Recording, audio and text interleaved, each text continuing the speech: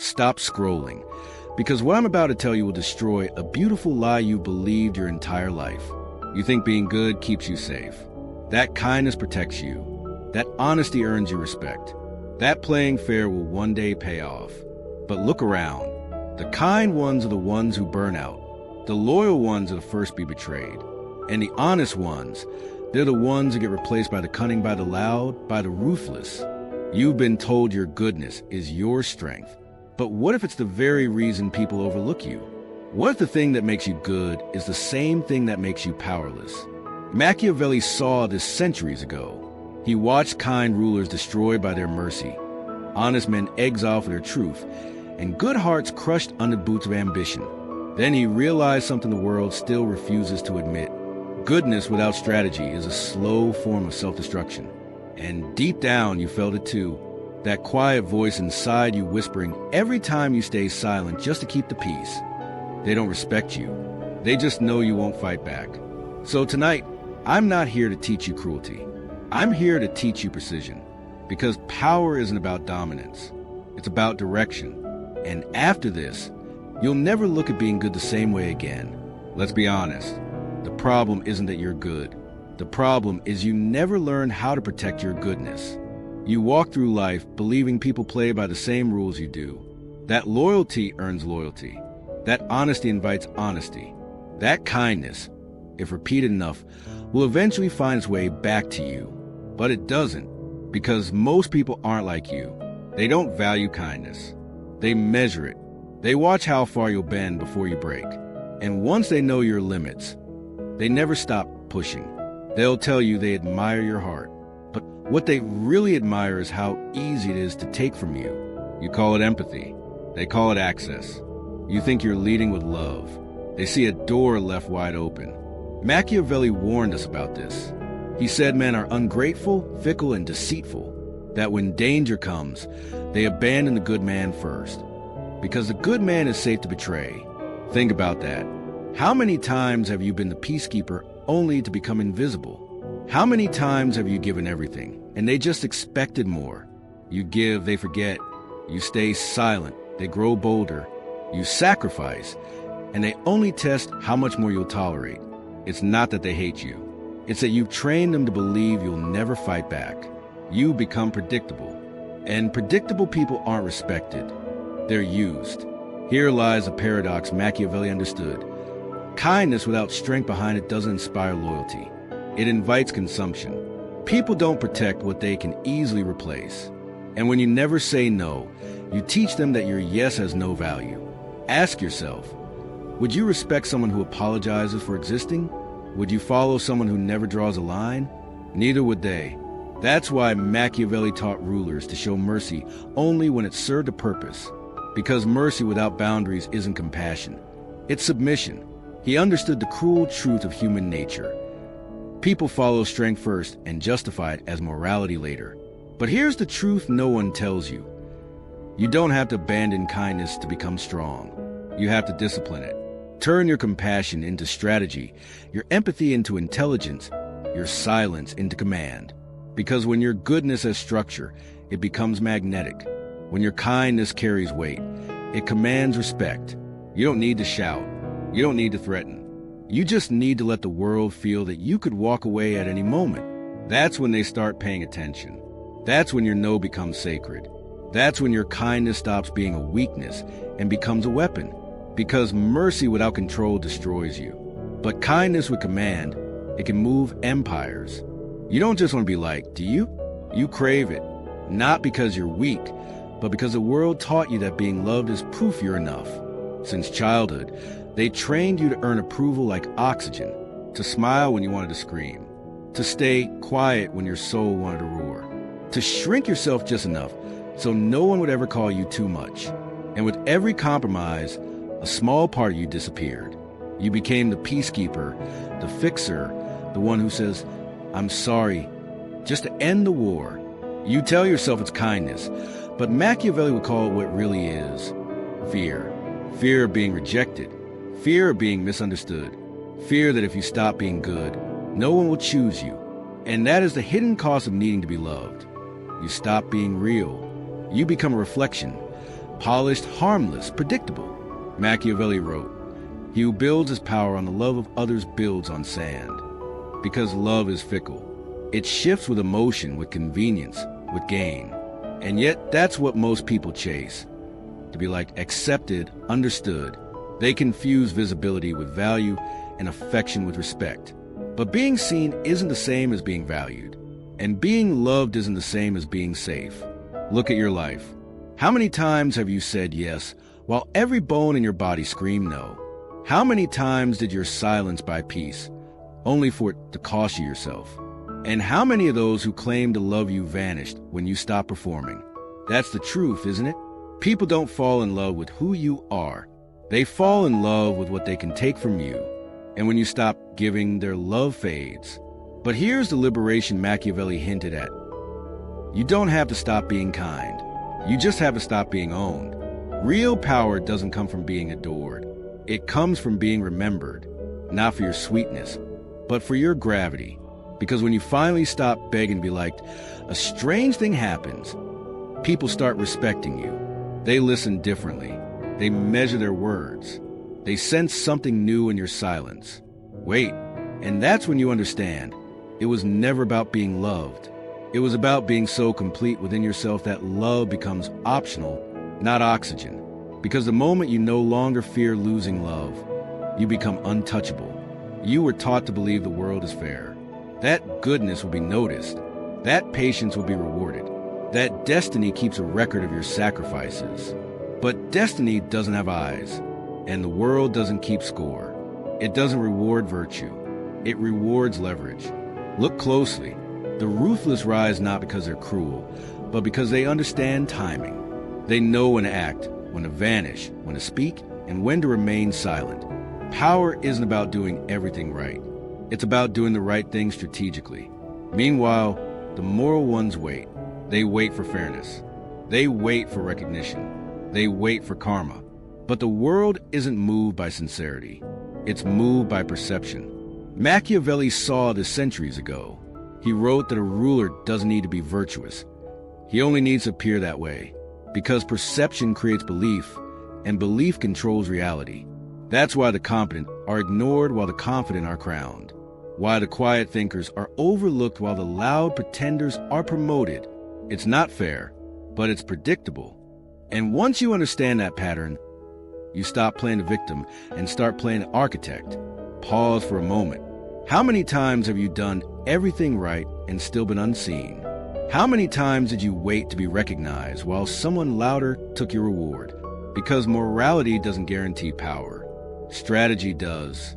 And the moment that truth sinks in, something inside you changes. You stop chasing approval. You start mastering presence. You walk into a room differently. You don't explain yourself anymore. You don't chase conversations. You let silence do the talking. You stop seeking validation. You begin commanding it. Because power isn't about domination. It's about direction. The subtle gravity that bends reality toward your will. And this is where most good people fail. They think showing effort equals value. But effort doesn't impress anyone anymore. Control does. Control of emotion. Control of timing. Control of energy. And above all, control of self. You can be honest, but still choose when to reveal the truth. You can be kind, but still decide who deserves your kindness. You can be loyal, but never to the point where loyalty costs you your crown. That's not cruelty. That's clarity. Machiavelli never said, be evil. He said, be effective. Because history doesn't remember intentions. It remembers outcomes. So the question is no longer, will goodness save you? It's this. Will you keep waiting for fairness, or will you become powerful enough to create yourself? The saints waited for justice. The strategists built it. Be the latter. Let me ask you something. When you walk into a room, what do people feel? Not what they think, what they feel. Because long before they hear your words, before they know your story, before they even learn your name, they've already decided who you are. And here's the cruel truth. They're rarely wrong. Not because they see your reality, but because they believe their illusion faster than you can reveal your truth. That is the power of image. The world doesn't meet your soul. It meets your silhouette, your posture, your tone, the weight in your silence. You could be the wisest person alive, but if your presence trembles, they'll treat you like a servant. You could have the purest heart, but if your voice hesitates, they'll assume your words carry no weight. And if you walk without command, you'll spend your entire life trying to convince people you're worth following. Machiavelli understood this perfectly. He wrote, "Everyone sees what you appear to be. Few experience what you truly are." He wasn't glorifying deception. He was describing survival, because perception is reality until proven otherwise. And when the world refuses to look deeper, you must learn to control the surface, to design your reflection before they define it for you. The kings of history knew this well. They built thrones not for comfort, but for illusion. They wore crowns not to feel holy, but to remind others who was untouchable. Power at its core is theater, not lies, presentation. And the most dangerous mistake you can make is believing your good heart speaks for itself. It doesn't. It whispers. And the world only listens to those who project. So stand straighter, speak slower, move with intent. Let silence breathe before you answer. Because when your presence carries gravity, your words no longer need volume. People don't follow those they understand. They follow those they feel compelled to respect. Remember this. If you don't define your image, the world will define it for you, and it will always define you smaller than you are. You don't need to fake anything. You just need to frame it. Shape how the world perceives your truth. Craft an aura that demands attention before you even speak. Because in a world where perception is currency, your presence is your wealth. Machiavelli never taught vanity. He taught visibility. He knew that in the kingdom of appearances, the invisible man starves. So be deliberate with how you move. Be intentional with what you reveal. And let mystery guard your power like armor. Because in the end, you are not who you think you are. You are what the world believes you to be. And the one who controls that belief controls everything. Power doesn't always roar. Sometimes it whispers. And the strongest person in the room isn't the one who speaks the most. It's the one who doesn't need to. Every word you say is a doorway into your mind. Every confession, every explanation, a map for others to find your weakness. The moment you rush to explain yourself, you give away your position. And in a world full of predators, maps are death. Machiavelli wrote, "A prince must know how to conceal his intentions, not because deceit is noble, but because transparency in the wrong hands is suicide." We were told honesty earns trust. It doesn't. It earns exposure. And exposure invites manipulation. Think about it. How many times have you talked too much trying to prove your sincerity, only to be misunderstood? Or worse, used? You explain your reasons. They twisted your words. You open your heart. They memorize your weaknesses. You wanted peace, and they learned exactly how to break it. That's not connection. That's vulnerability without awareness. And vulnerability without control is how good men lose their leverage. Machiavelli understood this long before psychology did. Silence is not absence. It's a signal, a weapon cloaked in stillness. Because when people don't know what you think, they start guessing. And when they start guessing, they start hesitating. Their hesitation becomes your protection.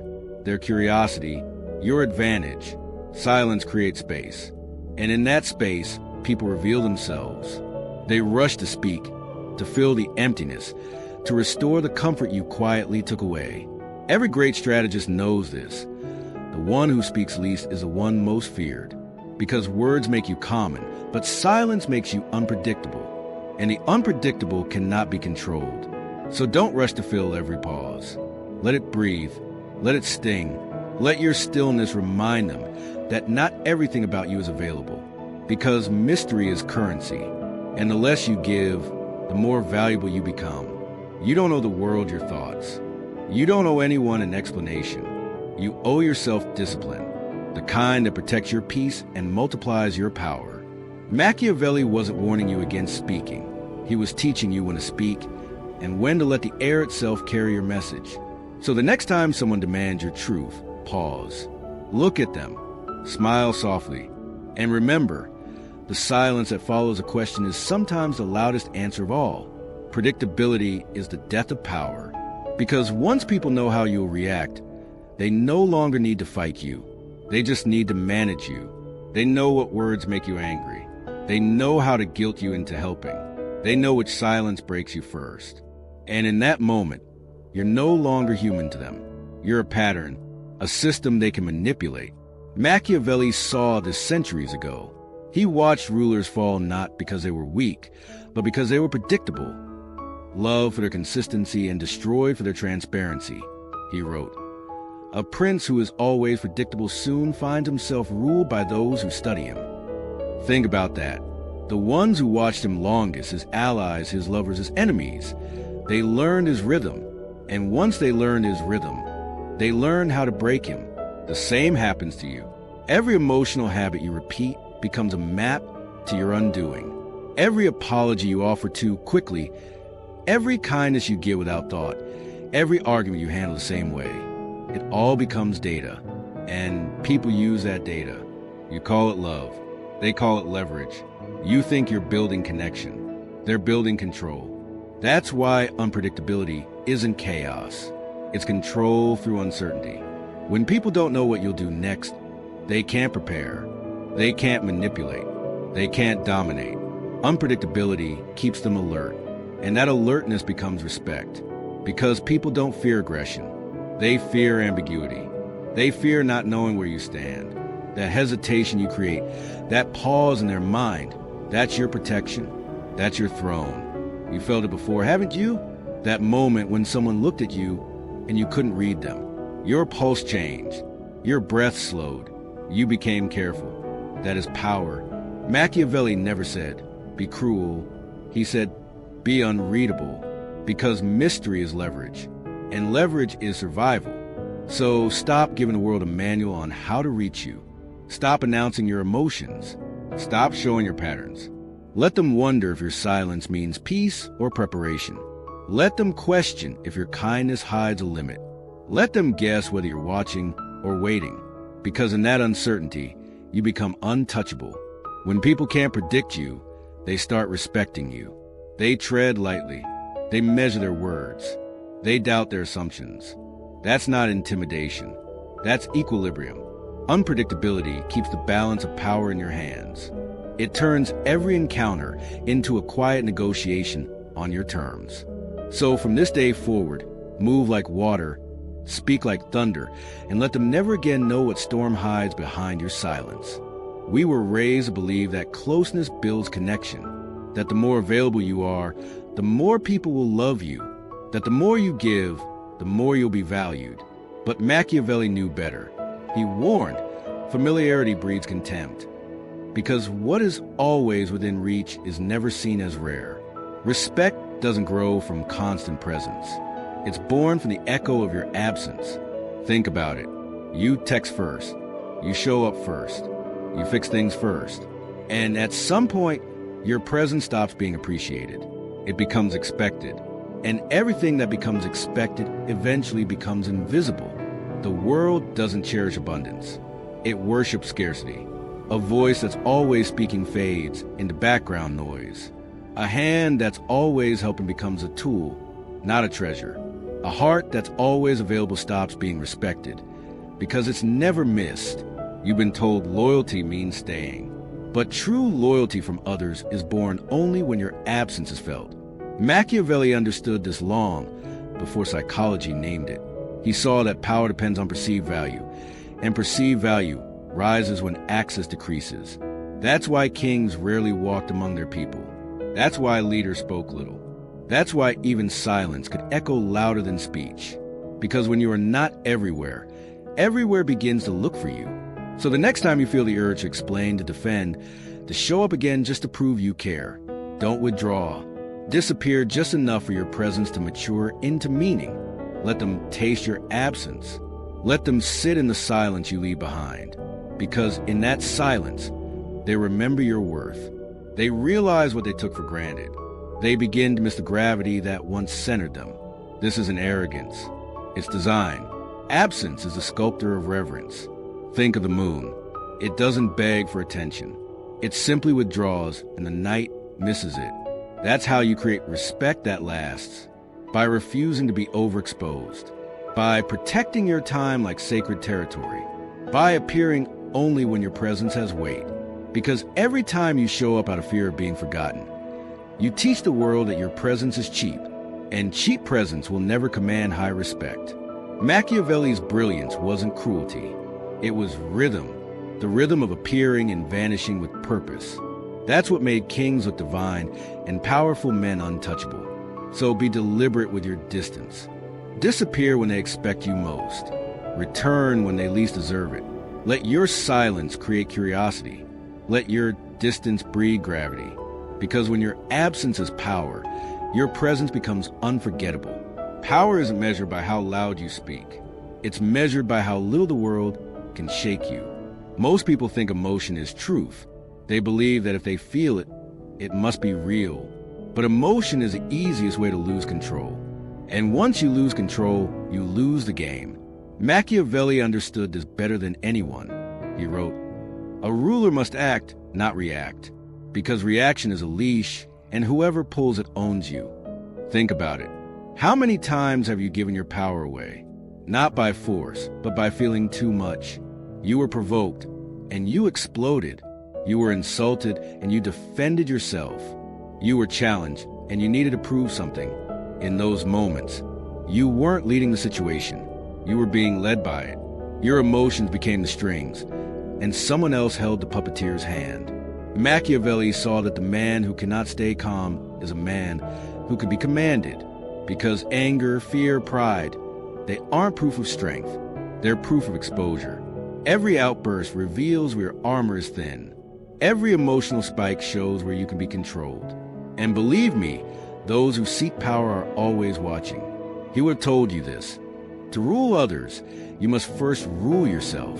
That's not philosophy. That's survival. The calm mind isn't emotionless. It's precise. It doesn't drown in feeling. It directs feeling, like a general directing soldiers on a battlefield. When others rage, it observes. When others panic, it calculates. When others demand answers, it lets silence do the talking. That is dominance, the quiet that unnerves, the stillness that commands, the presence that whispers, "I am in control," because people mistake loudness for strength. But the most powerful ones speak softly, move slowly, and decide late. They aren't carried by emotion. They carry emotion like a blade, unsheathed only when necessary. You felt this before, haven't you? That one person who doesn't flinch under pressure, who doesn't rush to defend himself, who doesn't react, and somehow the entire room bends around their calm. That isn't magic. That's mastery. The art of inner silence. The discipline of not dancing to the rhythm of chaos. Because chaos is always hungry. It feeds on your attention, your outrage, your reaction. Starve it and it dies. The calm mind is a storm contained, a weapon hidden in serenity. It doesn't chase control. It is control. And once you learn to stay centered while the world trembles, you'll feel something shift. People start orbiting around your calm. They trust you more. They fear you more. They need your stability to survive their own storms. That's when you stop being human in their eyes and become gravity. So the next time someone provokes you, pause. Let their chaos crash against your silence. Because nothing terrifies a manipulator more than the one who refuses to dance. Machiavelli's wisdom was never about cruelty. It was about control. Because the one who controls emotion controls perception.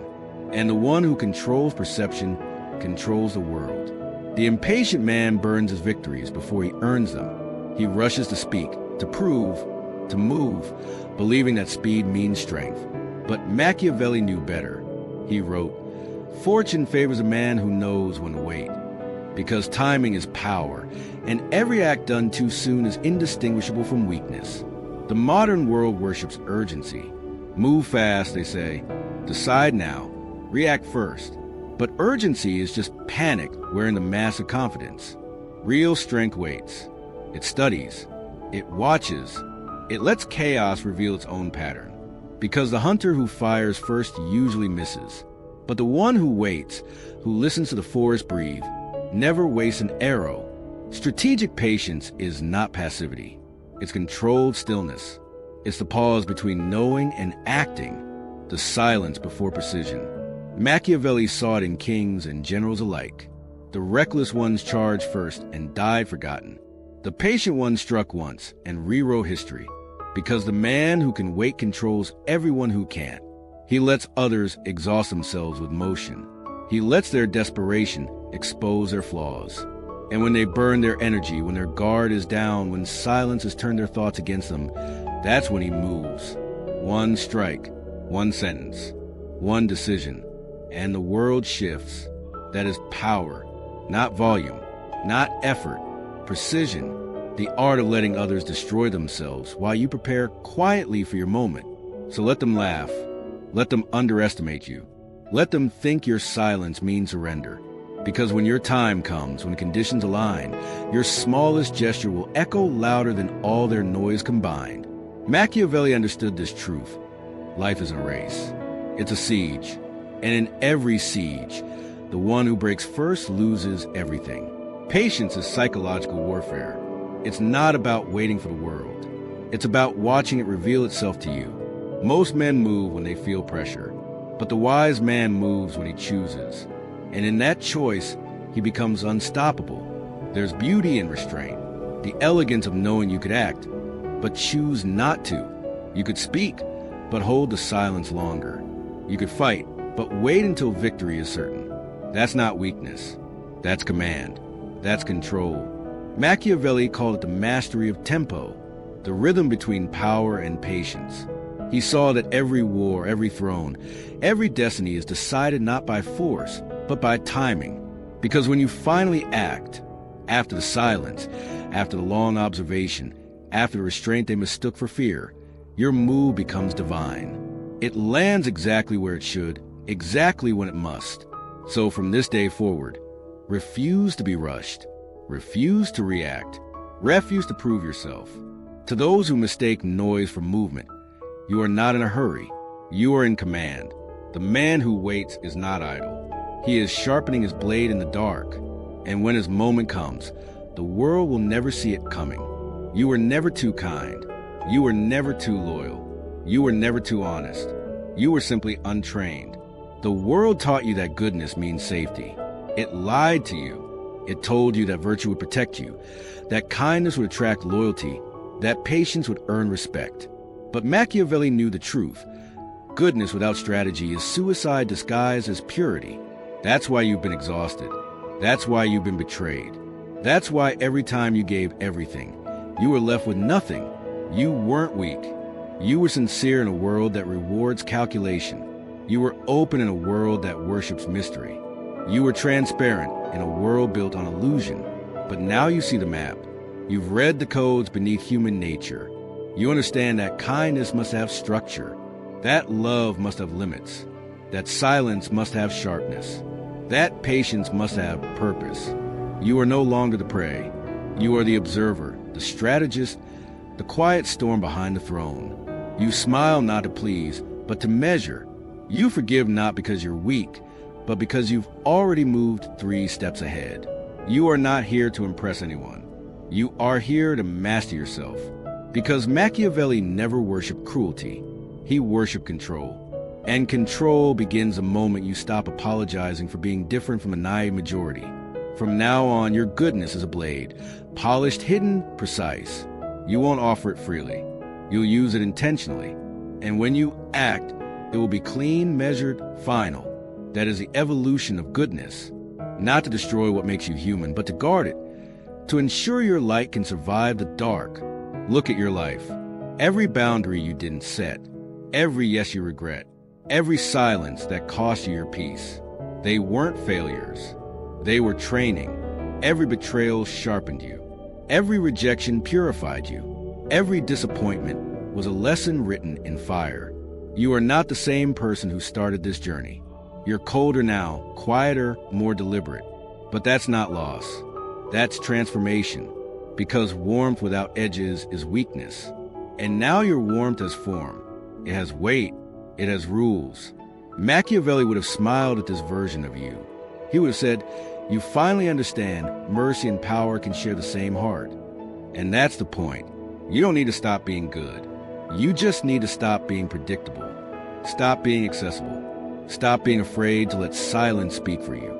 Because the moment you combine virtue with vision, kindness with calculation, empathy with edge, you become something the world cannot exploit. You become untouchable. So let this be your declaration from this day forward. My goodness serves me. It no longer betrays me. You don't owe the world your softness. You owe it your strategy. You owe it your presence when it matters, and your absence when it teaches. Now breathe slowly, deeply. You've just crossed the line between being good and being wise. Because when wisdom wears kindness like armor, even the wolves bow. And if this message woke something ancient inside you, don't just nod and scroll away. Share it. Leave one truth in the comments, something you finally accepted, because this isn't just a video. It's the moment you stopped surviving and started commanding. So here you are at the edge of who you used to be. The world still looks the same, but you no longer do. You've stopped apologizing for your fire. You've stopped shrinking to make others comfortable. And for the first time, you see power not as cruelty, but as clarity. You understand now. Being good was never the problem. Being unguarded was. Because purity without boundaries always becomes prey. And kindness without calculation is just an invitation for exploitation. But now your light has learned to wear armor. It doesn't beg to be understood. It doesn't need to be liked. It simply exists. Steady, silent, unshakable. Machiavelli would have called this moment rebirth. Not the soft kind that cries, but the cold kind that awakens. The kind that burns away the illusion of safety and replaces it with the discipline of power. You don't chase peace anymore. You create it. You don't seek validation. You command it. You don't wait for the world to notice your worth. You move in silence and let your absence speak louder than your presence. Remember this. Power doesn't change who you are. It reveals who you were meant to be.